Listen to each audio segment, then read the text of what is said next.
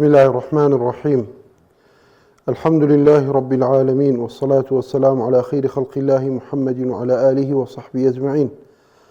اللهم ربنا آتنا في الدنيا حسنة وفي الآخرة حسنة وقنا عذاب النار. بيننا روبيننا لبس بريس صلاة مهرباني خواتان لبيد لخواي پروردگار پارين وكارو كردو تاكان ما لقبول بفرميت بقوري مهرباني خوي قلمي عفو ليبردن بيند بسر گناه تاوان كان منا لخوای پەروەردگارە پاڕینەوە کە ڕۆژوەکانمان زیکرەکانمان نوێژەکانمان لێ قبوڵ بفەرمێت و خوای پەروەردگار زیاتر و زیاتر یارمەتیمان بدا لەسەر ڕێبازەکەی خۆی ڕێبازی پێغەمبەرەکەی خۆی بەردەواممان بکات. لە خزمەت بەڕێستانە ئەم پارچێوە بابەتێک پێشکەش ئەەکەین بە ئومێدیەوەی هەمومان لی سوودمەند بین و لەگەڵ بابەتەکەدا لە خزمەتتانین بۆ وەرگرتنی تەلەفۆنەکانتان و پرسیار و ئیستیفسارەکانتان و بە پێی توانە خوای پەروەردگار یارمەتیمان بدات جواب و وەڵاممان ئەبێت بۆ پرسیارەکانتان. بەڕێزان و خۆشەویستان، هیدایەتی خوای سوبحانەه وتەعالا یەکێکە لە نیعمەتەکان کە خوای پەروەردگار ئەی بەخشێت بە هەر بەندەیەکی خۆی کە بیەوێت و گەورەترینی بەخشەکانی خوایە سوبحانەه وتەعالا بۆ مرۆڤی موسڵمان و بۆ هەر مرۆڤێک کە خوای پەروەردگار بیەوێت. بۆ هەر کەسێک خوا هیدایەتی بدات کەس ناتوانێت گومڕا و سەر لێ شێواوی بکات و هەر کەسێکش خوای پەروەردگار ویست و ئیرادەی لەسەر هیدایەتی نەبێت هیچ کەسێک ناتوانێت هیدایەتی بدات. کەواتە ئەم هیدایەتی خوایە چەند هۆکار و چەند ڕێگایەکەی ئینسانی موسڵمان بە تایبەت کە خوای پەروەردگار هیدایەتی دا لەسەر ئەم ڕێباز و ڕێگایانە بێت بۆ ئەوەی خوای پەروەردگار هیدایەتەکەی بۆ زیاد بکە و ئەم هۆکارانە بگرێتە ڕێگا بۆ ئەوەی هیدایەتەکەی خوای پەروەردگار زیاد بێت. بۆیە یەکێک لەو شتانە ئەوەیە ئینسانی موسڵمان بە بەردەوامی زیکر و یادی خوای پەروەردگار بکات سوبحانەه وتەعالا، بە بەردەوام دڵی پەیوەندی هەبێت لەگەڵ خوای پەروەردگارە، خوای پەروەردگاریش ئینشاء الله هیدایەتەکەی بۆ زیاد دەکات. وەکو خوای پەروەردگار لە قورئاندا دەفەرمێت ئەلا بذیکر الله تطمئن القلوب. ئەیتر بەسە بۆ ئەوەی کە ئینسانی موسڵمان بە زیکری خوا دڵی ئارام بێ و دڵی جێگیر و سابت بێ لەسەر بەرنامەی خوا، لەسەر ڕێبازی پێغەمبەر صلی الله عليه وسلم. بۆیە زانایان فەرمیانە ومن ذكر الله كان ذكر الله له أعظم. فەرمون هەر کەسێک زیکر و یادی خوا زۆر بکا و لە خزمەت زیکر و یادی خوایە بێ، ئەمە بۆ ئەم مرۆڤە بۆ ئەم کەسە بەڕاستی گەورەترین بەخشە کە خوای پەروەردگار پێی بەخشیوە. وخوای پەروەردگار سوبحانەه وتەعالا لە قورئانی پیرۆزدا دەفەرمێ فەذکورونی ئەذکورکم، ئێوە زیکر و یادی من بکەن منیش زیکر و یادی ئێوە ئەکەم. بەو واتایی هەر کەسێک خوای لەبیر بێ بە بەردەوامی زیکر و یادی خوا بکا، خوای پەروەردگاری سوبحانەه وتەعالا زیکر و یادی ئەم کەسە ئەکا و وەکو لە فەرمودەدا هاتووە ئەگەر ئەم مرۆڤە لەسەر زەویدا بیکا خوای پەروەردگار لە ئاسمان و لەناو مەلائیکەتەکانە باسی ئەم ئەکات. بۆیە ئەبی هورەیرە ڕەضا و ڕەحمەتی خوای لێبێ ئەفەرمێت پێغەمبەر صلی الله عليه وسلم فەرمیەتی خوای پەروەردگار فەرمیەتی ئەنا عند ظن عبدی بی، فەرمیەتی من لەگەڵ گومانی باشی بەندەکەیام، چۆن بەندەکانم چۆن گومانم پێبەرن من ئاوا هەڵسوکەوت و مامەڵەیان لەگەڵا ئەکەم. بەڕاستی ئێمە هەرچەندە عیبادەت و تاعەتی خوا بکەین، ئەگەر وا بیرمان کردەوە، وا هەستمان کرد، وا هەڵسوکەوتمان کرد لەگەڵ خوادا بڵێن خوا لێمان خۆش نابێ، خوا ڕوحممان پێ ناکە، خوای پەروەردگار بە ئەم گومانەی ئێمە مامەڵەمان لەگەڵاکە. بەڵام ئەگەر تەفاؤلمان هەبوو بە خەیر و بڵین خوای پەروەردگار لێمان خۆش بێ و خوا هیدایەتمان بۆ زیاد دەکا و خوا ڕەحمەت و سۆز و میهرەبانی خۆیمان بۆ زیاد دەکا، خوای پەروەردگار لەگەڵ ئەم گومانە باشەی ئێمەدا هەموو ئەو شتانەمان پێ ئەبەخشێت. بۆیە فەرمێ وأنا معه إذا ذكرني فإن ذكرني في نفسي ذكرته في نفسي. ئەفەرمێ خوای پەروەردگار سوبحانەه وتەعالا من لەگەڵ گومانی باشی من دەکەم، ئەگەر ئەو باسم بکە لە نەفسی خۆیدا منیت لە لای خۆم باسی ئەەکەم. بەڵام ئەگەر ئەو لەناو خەڵکدا و لەناو کۆمەڵگادا زیکر و یادی من بکە، ئەوە منیش لەناو کۆمەڵێک لە دروستکراوەکانی خۆم باسی ئەەکەم کە زۆر لەناو ئەو دروستکراوانەی ئەو کە باسی کردم زۆر باشترن کە مەلائیکەتەکانی خوان سوبحانەه وتەعالا. کەواتە یەکێک لە ڕێگاکان، یەکێک لە هۆکارەکانی ئەوەی کە ئینسان بەڕاستی بتوانێت هیدایەتی خوا کاتێک کە هیدایەتی داوە هیدایەتەکەی بەردەوام بێ و زیاتر و زیاتر خوای پەروەردگار هیدایەتی بێبەخشی ئەوەی ئینسان بە بەردەوامی لە خزمەت زیکر و یادی خوای پەروەردگارا بێ سوبحانەهو وتعالە و ئەو کەسەی کە لە زیکر و یادی خوای پەروەردگار سوبحانەهو وتعالە تەمەڵە ناڕەحەتە یعنی بە خراپی زیکر و یادی خواکە ئەو کەسە ئەبێ بەبیر خۆی بێتەوە بە خۆی ئاگادار بێتەوە کە بەڕاستی شەیطان دەسەڵاتی بەسەر ئەم کەسەدا گرتووە ومن يعش عن ذكر الرحمن نقيض له شيطانا فهو له قرين هەر کەسێک بەڕاستی لە زیکر و یادی خوای پەروەردگار تەمەڵ بێ ناڕەحەت بێ کەم تەرخەم بێ ئەوە بابزانێ شەیطان بۆتە دۆستی شەیطان بۆتە هاوڕێی شەیطان دەسەڵاتی گرتووە بەسەر ژیانی ئەم کەسەدا بۆیە پێغەمبەری خوا صلی الله عليه وسلم فەرمووی ئەو شەوەی کە شەوڕەویم پێکرا بۆ ئاسمان ئیبراهیمم بینی سەلات و سەلامی خوای لێبێ فەرمووی یا محەممەد أقرئ أمتك مني السلام وأخبرهم أن الجنة طيبة التربة عذبة الماء وأنها قناع وأن غراسها سبحان الله والحمد لله ولا إله إلا الله والله أكبر أفرمي پیغمبری خوا صلی الله عليه وسلم إبراهيم پیغمبرم بینی فرموی سلامی من بە ئومەتەکەت بگێرە ئەی محەممەد صلی الله عليه وسلم خۆشت و ئومەتەکەشت ئەوە بزانن کە ئەو خاک و زەویەی بەهەشت کە خوای پەروەردگار بەهەشتی تیا دروست کردووە خاک و ئەرزێکی زۆر بە پیتن زۆر بە بەرەکەتن بەڕاستی و دار و درەختی ئەو بەهەشتە چییە ئەم زیکرانەیە سبحان الله والحمد لله ولا إله إلا الله والله أكبر هەر کەسێک بەڕاستی ئەم زیکرانە بکات لە خزمەت ئەم زیکرانەدا بێ وخوای پەروەردگار سبحانەهو وتعالە لە فەرمودەی تردا هاتووە بە ئەندازەی کردن و لە خزمەت ئەم زیکرانە بوونا خوای پەروەردگار لە بەهەشتا زیاتر و زیاتر خۆشیەکانی بەهەش بە خاوەنی ئەم کەسانە ئەبەخشێ بەم کەسانە ئەبەخشێ کە ئەم زیکرانە بە بەردەوامی ئەکەن و لە خزمەت ئەم زیکرانەدان بۆیە لە فەرمودەدا هاتووە کە پێغەمبەر صلی الله عليه وسلم فەرموویەتی أن لا حول ولا قوة إلا بالله كنز من كنوز الجنة یەکێک لەو زیکرانە ئەوەیە کە هەر کەسێک زیکری لا حول ولا قوة إلا بالله بکە بەڕاستی ئەمە بەخششێکە تایبەتمەندێکە خوای پەروەردگار لە بەرامبەر ئەم زیکرەدا خۆشیێک لە خۆشیەکانی بەهەشت بەم کەسە ئەبەخشێ زیاتر ناز و نیعمەتەکانی بەهەشتی پێ ئەبەخشێ کە ئەم کەسە لە دنیادا چی کردووە لەم دنیادا ئەم زیکرەی کردووە بۆیە بەڕاستی یەکێک لە ڕێگاکان کە ئێمە بتوانین زیاتر و زیاتر هیدایەتی خوایی لێوە بەدەست بێنین زیکر و یادی خوای پەروەردگارە و ئەبێ دڵمان بەوە خۆش بێ کە ئێمە لەم مانگی ڕەمەزانی پیرۆزەداین خوای پەروەردگار یارمەتی دابین لە ڕۆژەکەیدا بە ڕۆژوین لە شەوەکەیدا شەو نوێژەکەین تەراویحەکەین قورئانە خوێنین زیکر و تەهلیلە ئەکەین دوعا و نزا و پاڕانەوە ئەکەین لە خزمەت خوای پەروەردگارە بەڕاستی ئەبێ زۆر دڵمان بەم عیبادەت و تاعەت و خواناسیانە خۆش بێ و ئەبێ بەشێک لە عیبادەت و تاعەت و خواناسیەکانمان زیکر و یادی خوای پەروەردگار بێ بۆ ئەوەی خوای پەروەردگار ئەم هیدایەتەی کە داوین ئەم ڕێگایی کە پیشان داوین و یارمەتی داوین خوای پەروەردگار هیدایەتەکەی خۆیمان بۆ زیاتر بکە بەڕاستی یەکێکی تر لە هۆکاری زیادبوونی هیدایەتی خوای پەروەردگار ئەوەیە ئینسانی مسلمان لە خزمەت کتابەکەی خوادا بێت لە خزمەت قورئانی پیرۆزدا بێت ئەوەی کە خوێندەواریمان هەیە ئەوەی ئەهلی قورئانین و قورئان زانین لە خزمەت قورئان دابین و قورئان بە وردی بخوێنینەوە بە واتاوە ئەوەی کە ئەیزانین و بۆمان ئەگونجێ بە واتاوە بیخوێنینەوە ورد لە خزمەت ئایەت و وشەکانی قورئانی پیرۆزدا بین خوای پەروەردگار سوبحانەهو وتعالە لەم ڕێگایەشەوە یەکێکی تر لە هۆکارەکانی زیادبوونی هیدایەتی خوای پەروەردگار وردبوونەوەیە لە ئایەتە پیرۆزەکانی قورئان وەکو خوای پەروەردگار سبحانه وتعالى فەرمێ إن هذا القرآن يهدي للتي هي أقوم بەڕاستی ئەم قورئانە هیدایەتە بۆ کەسانێک کە ئەیانەوێ خوای پەروەردگار هیدایەتیان بدە هۆکارێکە لە هۆکارەکان ڕێگایەکە لە ڕێگایەکان خوای پەروەردگار زیاتر و زیاتر هیدایەتی بەندەکانی ئەدا ئەوانەی کە لە خزمەت قورئاندان گوێ بۆ قورئان ئەگرن قورئانە خوێندنەوە بە واتا و بە وشەکانی قورئاندا ورد ئەبنەوە و بۆی تێبگەن کە قورئانی پیرۆز باسی چی ئەکات و یەکێکی تر لە ئاەتەکان خوای پەروەردگار سبحانه وتعالى فەرمێ وننزل من القرآن ما هو شفاء ورحمة للمؤمنين خوای پەروەردگار بڕیاری داوە کە دای بە زاندووە لە قورئانی پیرۆزدا هەموو ئەو ڕێگانەی کە هۆکاری شیفان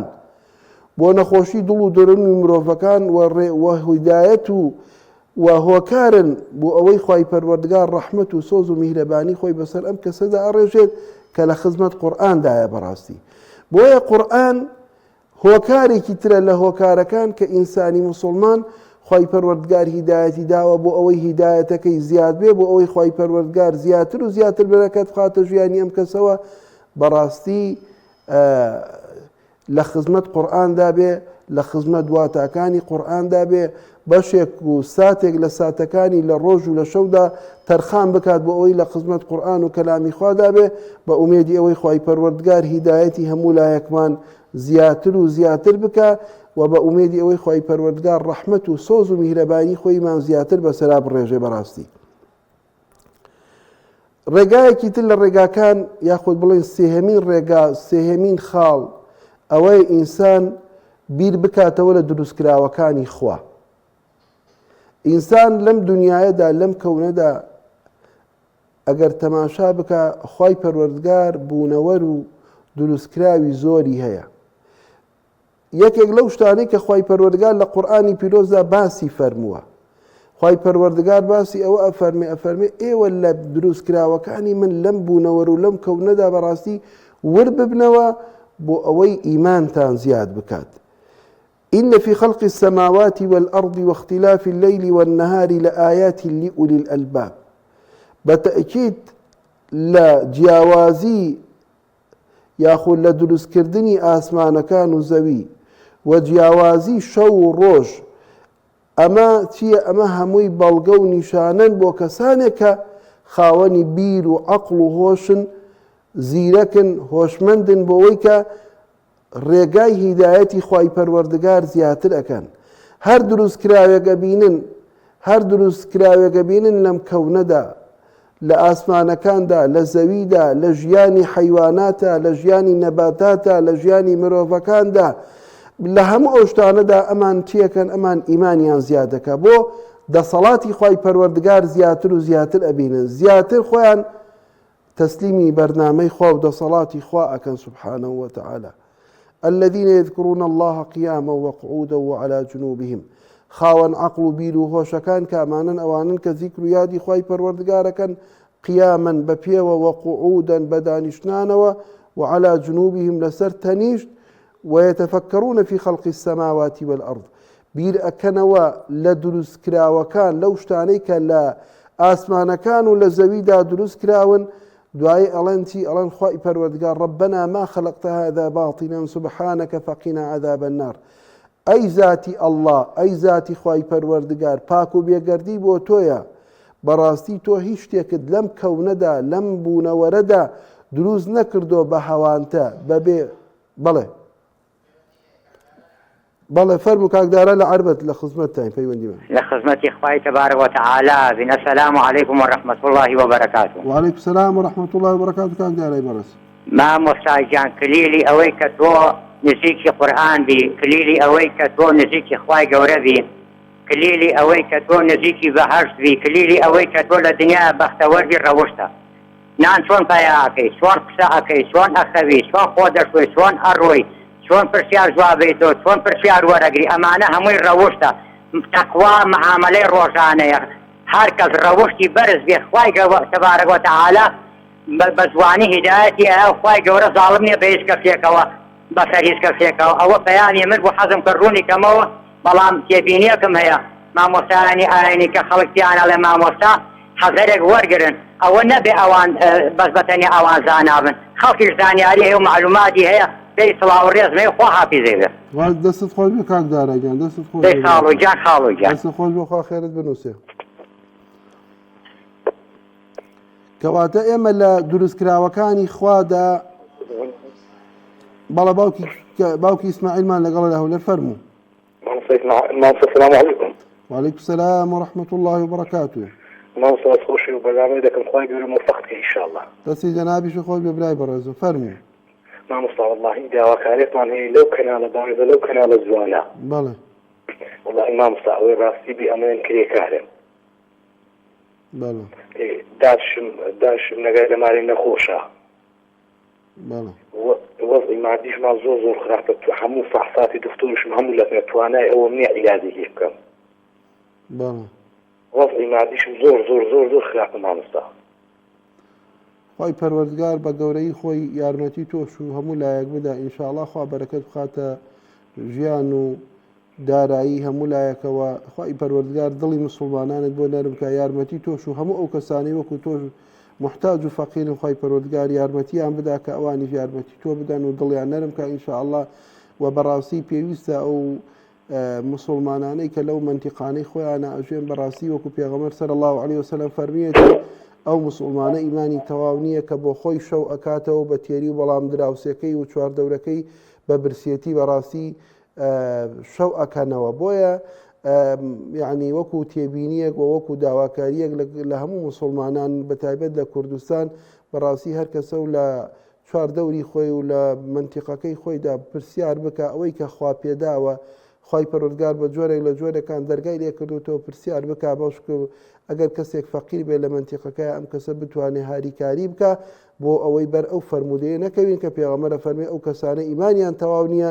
ئەکە بۆ خۆیان بە تێری ڕۆژەکەنەوە بەڵام دراوسەکەیان بە برسێتی ڕۆژەکەنەوە خی پەروەردگار بەرەکەت بخاتە ژیانی هەموو لایەکمان ئینشاءڵڵا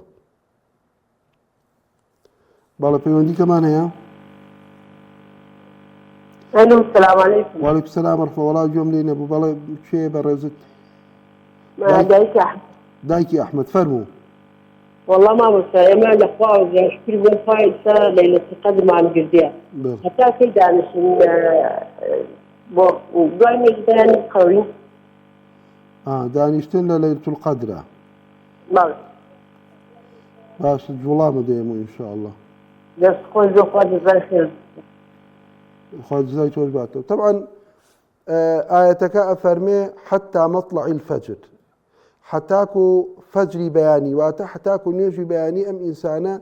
ئەبێ دابنیشێت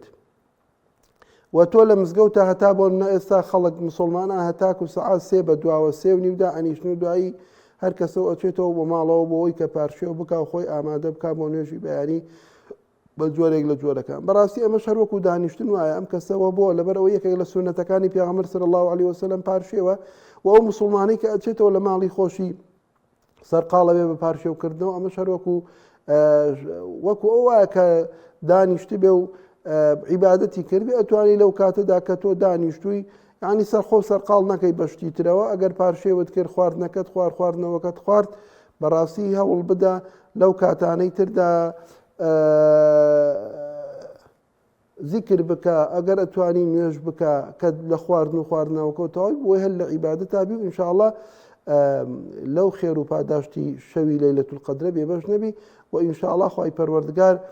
بە گەورەی و میهرەبانی خۆی ئەوە بە هەموو لایەکمان بەخشێ ئەو خێر و پاداشتە مادام ئێمە لە شەوێ و دانیشتوین هەتاکو سەعات سێ و سێ و نیو ئەوانە ئینشاءڵڵا بەر ئەوە ئەکەوین کە خوای پەروەردگار ئەو خێرەمان پێ ببەخشێ ئینشاءڵڵا بەڵام ئەوە هەیە ئاەتەکە ئەفەرمێ حتى مطلع الفجر هەتاکو فەجری بەیانی و هەتاکو کاتی نوێژی بەیانی بۆیە ئینسان ئەگەر بۆی بکرێ هەتاکو ئەو کاتە لە زیکر و یادی خوادا بێ بۆ ئەوی بە بەردەوامی لە ئەو شەوەی سەرف کردبیان ئەو شەوەی بەڕێ کردبێ لە زیکر و یادی خوای پەروەردگارە سبحانه وتعالى بەڵێ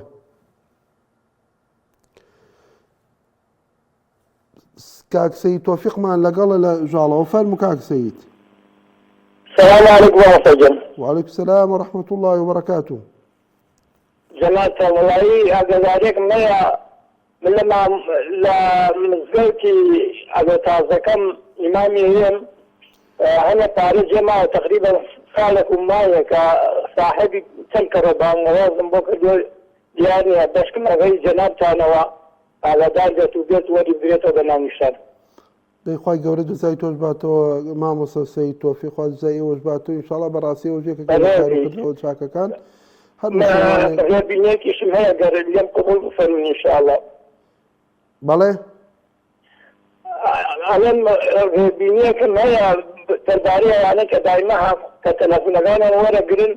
لە حەقی کەسانێکی کە ئاخۆن یعنی هەموو کەسێ بیسە من پەیامێکم هەیە ئەم پەیامە بۆ جەمیع بۆ خەڵکیە بۆ گشتیە بەڵێ بۆ وانی خەڵکەکانی کەش پەیامەکانیان بگێنن بە جەنابتان و لەڕێی جەنابتانەوە هەوا لە وەربگرن. باشە خوا زاوباتەوە کاک سەیدیان خوا زاوباتەوە لەگەڵ دێمەوە بەڕێزی شەبات و ئینشاڵڵا بەڕاستی کاروکردەوەیکی جوانەوە یەکێکە لە سونەتەکانی پێغەمبەر صلی الله علیه وسلم پێغەمبەر فێرمانەکات هەر کەسێک شتی دۆزیەوە بەڕاستی ساڵێک لای خۆی بیهێڵێتەوە بانگەوازی بۆ بکات لەو منتیقەی کە خوا سەلامەت کا برا بەڕێزەکەم و لەو کاتەوە ئیتر لە دو ساڵەکە توانێت بۆ خۆی بەکاری بێنێ بەڵام ئەوەندە هەیە بێ ڕۆژانە و هەموو کات و ساتەکان باسی بکات لەناو خەڵکە بۆی ئەگەر خاوەنی هەبوو تەسلیمی کاتەوە خواز زاوباتەوە و کار و کردەوە ئەخلاق و خوڕەوشتێکی جوانە و ئەبێ ئێمە مسلمان بەڕاستی شانازی بە و کەسە مرۆڤە چاکانەوە بکەین. بەڵێ باوکی ئەحمەد بەڵێ گیان باڵە باوکی ئەحمەد فەرموو لە خزمەتتان. سلام علیکم. وعلیکم السلام ورحمة الله وبركاته. مامۆستا گیان بەڵێ من ناسیاوی مامۆستا حەمیدی بەرزنجەم. بەڵێ ئەو کاتە ئەو کوڕە مناڵ بوو لە دراوسە مامۆ ئەو شەوەی نەمزانی ئەگینا عینەکەم وەرەگرت کەناڵەکەم وەرەگرت داواتان لێ یەکەم لە هەموو مسلمانان من خوشکەکەم نەخۆشی هینی گرتبوو ئەم کوڕە ناکا بۆ حەوت ساڵە سێ ئۆگەزینە دەمیایێت خۆی گەورە شیفای بۆ داوای دەست وڵاتەکەم ئینشاڵڵا بۆ خاتری ئەم مانگی ڕەمەزانە خۆی گەورە ڕەحم لە هەموومانەکە حەوت ساڵە ئەو ئافرەتە ئۆکسیجی لێ دەمایە داوا لە بەڕێستانەکەم نییە ناڵێم کۆبوونەوە خێرم بۆ بکەن چونکە خێر لای خوایە دوعا هەموو شتێکە لە لای ئینسان خوا شفات بانیە شفاتەیە خوا شفات نییە چی پارەی سەرم عەدەکۆ کە بیخێتە گیفانەوە چاک نابێتەوە داواتان لێ یەکەم ئەم مانگی ڕەمەزانە بە مامۆستا حەمیدیش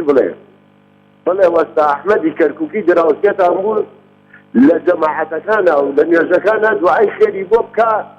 بەشکم ئینشاڵڵا خۆی گەورە ڕەحمی لێ بکە ئۆکسیجینە لێ دەمدەچێت ئینشاڵڵا خۆی گەورە شیفای بۆ بنێرێ وەلەوانە مامۆستا حەمیدی جاگای لە بەرنامەکە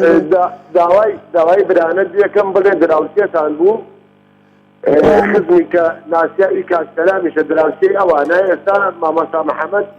زاوای ئەوانە بڵێ بە مامۆستا حەمید بڵێ بڵێ و کوڕە داوای دوعات دێکە دوعایان بکەیت گەیشت براکەم ئینشاءڵڵا لەوانەی بامۆستا بۆ خۆشی ئاگای لە بەرنامەکە بێ و ئەگەر ئاگاشی لێ نەبێ ئینشاءڵڵا لە ڕێگای لە ڕێگاکانەوە داواکاریەکەی جەنابتی پێگا خی گەورە شیفا بۆ نەخۆش هەموو لایەکمان بلێرە و ئینشاءڵڵا بە تایبەت ئەو نەخۆشەی ئێوە دەستت خۆش بێت. بەڵێ ئیسمەت خانمان لەگەڵە لە کەرکووکە فەرموو دادە ئیسمەت. پرسیارێکمەیە برا من خوێنەواریم نییە بەڵێ نوێژ و ڕۆژوو خۆمەگرم بەڵێ بەس قورئان گەورەم وەرگگە لە زەلامێەوە چەند سارە من دەسە نەمەبان خەتەکانی قل الله ئەخوێنم دەسە نەمەبان خەتەکانی ئەڵڵاهومە صەلی عەلا سەیدی ئەخوێنم ئەستەغفیرڵڵاه ئەخوێنم هیچ خوێنەواریەکم نییە ئەوە گوناحە یاخوا قبولیەکە. دایکی بەڕێزم خوشکی بەڕێزم تۆ مادام هەر عیبادەت و تاعاتێگەکەی بۆ ڕەزامەندی خوایە بە هەر جۆرێک لە جۆرەکان ئینشاءڵڵا خوای پەروەردگار لێت وەرەگرێ و تۆ لەوانەیە لە کەسێکی تر زۆر ئەجر و پاداش و زیاتر بێبەوە بۆ لەبەر ئەوەی تۆ خوێندەواریت نیێ و وەکو نەخوێندەوارێک تەعامولەکەی لەگەڵ قورئانی پیرۆز لەگەڵ زیکر و دوعا و نزا و پاڕانەوەکانە ئینشاءڵڵا وەکو پێغەمبەر صلی الله علیه وسلم فەرموویەتی ئەو کەسەی کە قورئانە خوێنێ بەڵام بە ناڕەحەتی ئەی خوێنێ یاخود نایزانێ بە باشی بیخوێنێ زۆر خۆی پێوە ماندووەکە پێغەمبەر فەرمووی کەسە دوو ئەجر و پاداشتیە ئەجر و پاداشتێکی ئەوەیە کە ئەم کەسە قورئانە خوێنێ ئەجر و پاداشتێکی ئەوەیە کە ئەم کەسە زۆر خۆی ماندوو ئەکا لەگەڵ قورئاندا و بۆ ئەوی لە خزمە قورئاندا بێ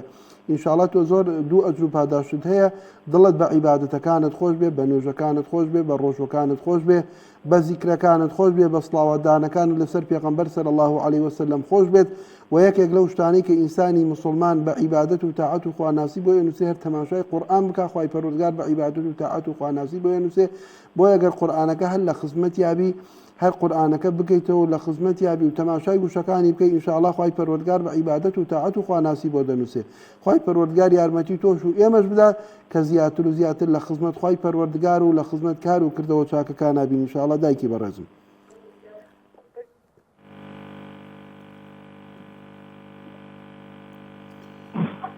بەڵێ السلام عليكم. وڵی گوێم لێ نەبوو فەرموو. عەلەیکم سەلام وەرەحمەتوڵڵا. بەڕێزت زليخة. زولەیخا خان فەرموو. الله ينعم سالك مبروك.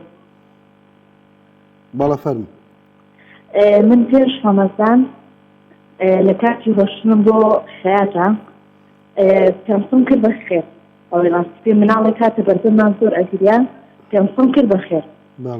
لە کاتی هاتنەوەیان لەسەر جادە 10,000 دۆ ڕێک و کاتە 10,000 دۆ کە پێم خۆتم کرد بە خێر. ئێستا ئەو 10,000 بە من حەڵاڵە ئەگەر هەڵی کردمەوە. خوشکی بەڕێزم مەسەلەی ئەو شتانەی کە ئەدۆزرێتەوە بەو شێوەیە ئەبێت تۆ باسی بکەیت ئەو لەو منتیقەیە لەو شوێنەیە کە دۆزیتەوە بۆ نەبڵێ من پارەیەکم دۆزیوەتەوە ئەگەر خاوەنی هەبوو کەسێک هاوتی من 10,000 لێکەوتۆ بی دەرەوە ئەگەر کەسێک نەبوو بەپێی فەرمودەکانی پێغەمبەر صلی الله علیه وسلم ئەم کەسە بێ ساڵێک بانگەوازی بۆ بکە تۆ ئەتوانی ئەو 10,000 بۆ خۆت بەکاری بێنی و ئەتوانی بۆ خاوەنەکەشی بکەی بەخێر و هەر کاتێکیش خاوەنەکەی هەبوو تۆ 10,000ەکەی بۆ بژێڕیتەوە ئەگەر نەشی بوو لە ڕووی شەرعیەوە تۆ ئەتوانی بۆ خۆت بەکاری بێنی لەبەر ئەوەی ماڵەکە تۆ بۆ خۆت دۆزیوتەوە بی بە خاوەنی و ئەشتوانی بەڕاستی بۆ خاوەنەکەی لە نیەتی خاوەنەکەی بۆی بکەیتە پرۆژەیەکی خێری و هەردووکتان ئینشاءڵڵا مەئجورە بن و خوای پەروەردگار خێر و سەدەقە بۆ هەردووکتانە نووسێ ئینشاءالله تعالى. ئینشاءالله دەستەکان خۆشمان دەستی تۆش خۆش بێ خوشکی بەڕێزم. یەکێکی تر لەو شتانە کە خوای پەروەردگار فێرمانەکە فەرمووی وەفی ئەنفوسیکم ئەفەلا توبصیرون. ئینسانی مسلمان چۆن بیرکردنەوە لە دروستکراوەکانی خوای پەروەردگار خێر و سەدەقە و یعنی هیدایەتی ئەدا زیاتر و زیاتر ڕێی دینەکەی خۆی بۆ ئاسان ئەکا وە خوای پەروەردگار هۆکارێک لە هۆکارەکان لە قورئانەوە کە باسکراوە ئەوەیە کە ئینسان بیر بکاتەوە لە دروستکراوەکانی خوا و یەکێک لە دروستکراوەکانی خوا مرۆڤ بۆ خۆیەتی. من کاتێک کە خوا هیدایەتی داوم بیر لە خۆم بکەمەوە خوای پەروەردگار چۆن دروستی کردم دەستی چۆن دروست کردم قاچی چۆن دروست کردم چاوی چۆن دروست کردم یعنی گوێی چۆن دروست کردم ئەعزاکانی تر و خوای پەروەردگار سبحانه وتعالى ئەوەی کە ئێمە خوێندەواریمان هەیە لە ئیعجازەکانە تەماشا ئەکەین ئینسان بۆ نمونە لە مشکیا چەند دەمار هەیە لە دڵیا چەند دەمار یعنی تۆ خوای پەروەردگارە فەرمێ وەفی ئەنفوسیکم ئەفەلا توبصیرون. یعنی ئێوە حەل لە نەفسی خۆتانە بەڕاستی ئەوەندە بەسە کە ئینسان ئیمانی زیاد بکە و بەرەولای خوا بڕوە هەر لە دروستکردنی خۆماندا ئەگەر وردەکاری لەگەڵ خۆماندا بکەین بەڕاستی عجائب و ئیعجازی خوای پەروەردگار و دەسەڵاتی خوای پەروەردگارمان بۆ دەرەکەوێت. بۆیە بەڕاستی یەکێکی تر لەو شتانە لەو ڕێگەیانە کە ئینسانی مسلمان هیدایەتی خوای پەروەردگاری دەست ئەکەوێت ئەوەیە ئەم مرۆڤە بیر لە دروستکراوە بیر لە لاشە و کەسایەتی خۆی بکاتەوە بەڕاستی خوای پەروەردگار ئەم مرۆڤی چۆن دروست کردەوە. بۆیە خوای پەروەردگار کە لە قورئاندا باس دەکا باسی مرۆڤەکانەکە فەرمێ لەقەد خەلەقنا الئینسانە فی ئەحسەنی تەقویم. ئەی مرۆڤەکان ئێوە بزانن بە تەئکید بە دڵنیاییەوە ئێمە مرۆڤەکانمان لەسەر جوانترین و ڕازاوەترین شێوە دروست کردووە. بۆیە ئەگەر تەماشا بکەین مرۆڤەکان بە جیاوازی ڕەنگ و ڕوویانەوە بە جیاوازی باڵا و درێژی و قەڵەوی و زەعیفی و کەم و کورتیانەوە بەڵام خوای پەروەردگار ئەوە ئێمە ئاگادارەکاتەوە لە کە ئێمەی مرۆڤەکان لە ناو دروستکراوەکانی خۆیدا مرۆڤەکان لەسەر جوانترین شێوە خوای پەروەردگار دروستی کردوون. بۆیە ئەی مرۆڤەکان ئێوە هەر کەسە و لە ئاستی خۆتانەوە تەماشای نەفس و کەسایەتی خۆتان بکەن ئەنجا دەسەڵاتی خواتان بۆ دەرەکەوێ ئەنجا کە دەسەڵاتی خواتان بۆ دەرکەوت کە خوای پەروەردگار هیدایەتی داون هیدایەتەکەتان زیاد دەبێ بەڕاستی. یەکێکی تر لەو ڕێگایانە لەو هۆکارانەی کە ئینسان هیدایەتی خوای پەروەردگار یارمەتی خوای پەروەردگار لە دینداری و لە مسلمانەتی و خواناسیدا ئەبینێ ڕیفقەت الصالحین الأخیار بەردەوام ڕەفیق و برادەر و دۆست و هاوڵ و هاوڕێی باشی هەبێت. بۆیە بەڕاستی زۆر کەس هەبووە کە گومڕا بووە خوا پەناماندا کە لە هیدایەتی خوا و لە ڕێبازی خواوە دوور بووە کاتێک کۆمەڵە ڕەفیق و برادەر و دۆست و هاوڕێی باشی هەبووە بەهۆی هاوڕێکانیەوە خوای پەروەردگار هیدایەتی داوە. ئەم بەڕاستی ئەم ڕەفیقانەی بوونەتە یارمەتی دەرێکی باش بۆ ئەوەی ئەم کەسە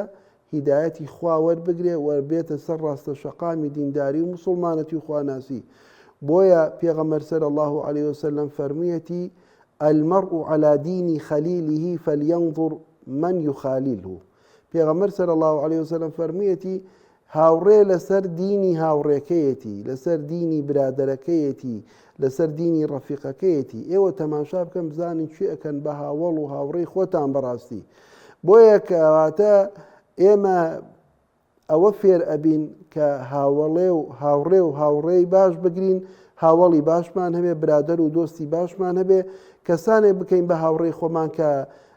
للرجاي مزجود بن للرجال لخدمة قرآن دابن لخدمة سنتي بيغمرها بن صلى الله عليه وسلم أخلاق وخروشتي جوانيان هبت وبراستي أم كسانة كاتك أبنها وريما دستمان أجرين بو كارو كردو جوانا كان بو أخلاق وخروشت برزكان دستمان أجرين بو أوي براستي كإيما لزياتر وزياتر أجر خوا هدايتي دابن هدايتك كمان زياتر به بو يكيك لزانا رحمتي خوان لي بفرميتي من ئەگەر بەرد بکێشم بە کۆڵ لەگەڵ هاوڕێی باش و دیندار و مسڵمانە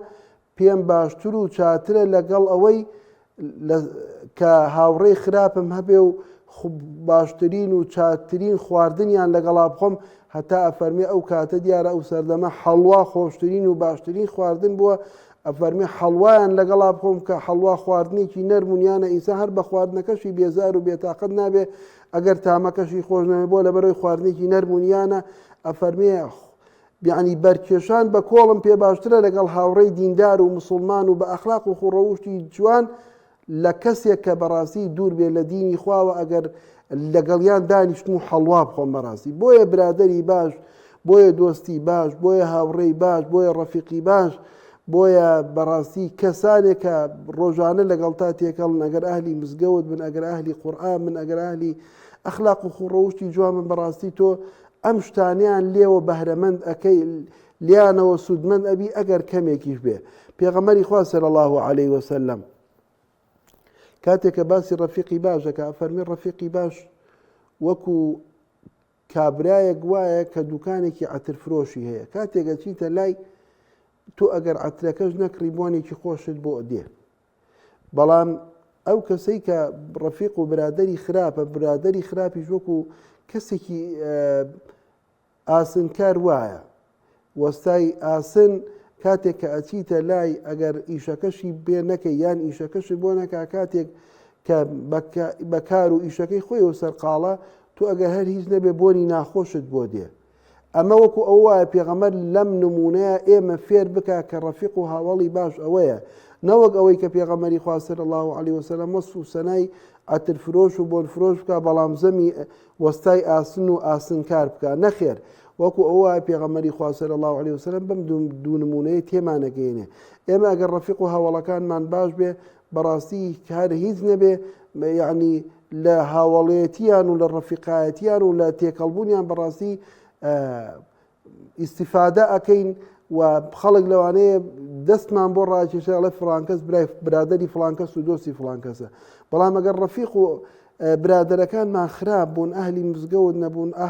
ئەخلاق و خوڕەوشتیان بەرز و جوان نەبوو، یعنی بە کۆمەڵێشتی ناشیرینەوە سەرقاڵ بوون، ئێمەش بەڕاستی ئەگەر واژ نەکەین هەر سەر ناشیرین ببین بۆ لەبەر ئەو کەسانەی ئێمە ڕەفیقایەتی هاوڵیانەکەین بەو شێوەیەن. بۆیە خوای پەروەردگاری سبحانه وتعالى لە قورئاندا يعني باسی ئەوەی فەرمووە، فەرموویەتی الأخلاء يومئذ بعضهم لبعض عدو إلا المتقين.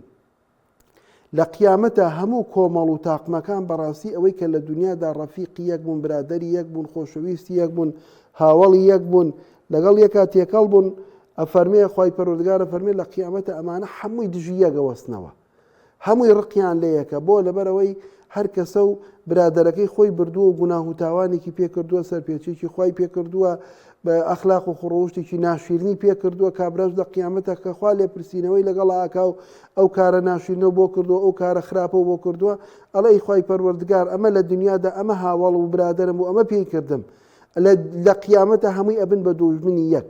بەڵام خوای پەروەردگارە فەرمێ إلا المتقين، إلا ئەوانەی کە لە دنیادا لە پارێزکاریکردن لە سنوورەکانی خوا، لە سنوورەکان و سنەتەکانی پێغەمبەر صلی الله عليه وسلم لەسەر ئەوە برادەر و ڕەفیق و دۆست و برای یەکبوون لە قیامەتە ئەمانش خۆشەویستی یەکن بۆ لەبەرەوەی لە دنیادا دەستی یەکتریان گرتووە لەسەر ئەوەی کە ئەوەی خوا پێی خۆش بێ ئەنجامی بدەن و هەموو ئەو کار و کردەوە ناشیرنان و قێزەونانەی کە خوای پەروەردگار سوبحانەهو وتەعالا پێی ناخۆش و ڕێگری لێ کردو ئەم کەسە بەڕاستی لێی دوورەکەوێتەوە. بۆیە بەڕاستی ئەبێ ئەمە هەمومان ئەوە بزانین برادەر و ڕەفیقی باش وەکو مامۆستایەکی باش و دڵسۆز وایە ئینسان چۆن لە قوتابخانەیەکە لە بەشێک لە خوێندنەکاندا کاتێک کە مامۆستای باشیە ئەم مامۆستایە بە بەردەوامی قوتابیەکان و خوێندکارەکانی تەوجیهەکە ڕێنمونیانەکە بۆ کار و کردەوە باشەکان بەڕاستی ڕەفیق و برادەری باشیش ئەوەیە. کۆتاشت لە خزمەتانە باسیکەین یاخود کۆتا هۆکار بۆ ئەوەی کە ئێمە ئەم هیدایەتی کە لەسەرین زیاتر بێ ئەوەی ئینسان دوعا و نزا و پاڕانەوە بکە کە خوای پەروەردگار هیدایەتی زیاتری بدات بە کۆمەڵێک عیبادەت ئینسان لە خۆی تێک نەچێ وا نەزانێ هەموو شتێکە کە نوێژەکە وا نەزانێت کە خوا هیدایەتی داوە ڕۆژ و ئەگرێ هەموو شتێکە بۆ لەبەر ئەوەی ئێمە پێغەمبەری خوا صلی الله علیه وسلم فێرمانەکات کە بەڕاستی بە بەردەوامی لەگەڵ کار و کردەوە چاک و عیبادەتە باش و چاکەکاندا بەڕاستی دوعا و نزا و پاڕانەوە بکەین وەکو خوای پەروەردگار لە حەدیثی قودسیە فەرمیێتی یا عیبادی كلكم ضال إلا من هديته فاستهدوني أهديكم ئەی بەندەکانی من ئێوە هەمووتان گومڕابوون ئللا ئەوانەی کە من هیدایەتم داون و ڕێنمونی و کردوون ئێوە داوای هیدایەتی زیاتر لە من بکەن داوای ئەوە بکەن کە من زیاتر و زیاتر ڕێنمونیتان بووم. بەڵێ باشە بەم شێوەیە براکانم بینەرانی بەڕێز هاتینە کۆتایی بەرنامەکەمان لە خوای پەروەردگارە پاڕینەوە کە زیاتر و زیاتر هیدایەتمان بدات خوای پەروەردگار زیاتر لەسەر دینەکەی خۆی ڕاوەستاومان بکات لەسەر سونەتی پێغەمبەرەکەی ڕاوەستاومان بکات لە خوای پەروەردگارە پاڕینەوە کە خوای پەروەردگار نوێژەکانمان ڕۆژوەکانمان کار و کردەوە چاکەکانمان لێ قبول بفەرمێت خوای پەروەردگار زیاتر و زیاتر هیدایەتمان بدات وڵاتی ئێمە وڵاتی موسڵمانان لە نەخۆشی و ناخۆشی و دەرد و بەڵاو موسیبەت بپارێزێ لە شەڕ و ئاژاوە بپارێزێ خوای پەروەردگار لێ ئەپاڕینەوە بارانی بە ڕەحمەتمان بۆ بارێنێ لە خوای پەروەردگارە پاڕینەوە هەر موسڵمانێک نەخۆشە خوای پەروەردگار شیفا بۆ نەخۆش و دەردەدارەکانمان بنێرێ بەم شێوەیە هاتینە کۆتایی بەرنامەکەمان سبحان ربك رب العزة عما يصفون وسلام على المرسلين والحمد لله رب العالمين والسلام عليكم ورحمة الله وبركاته.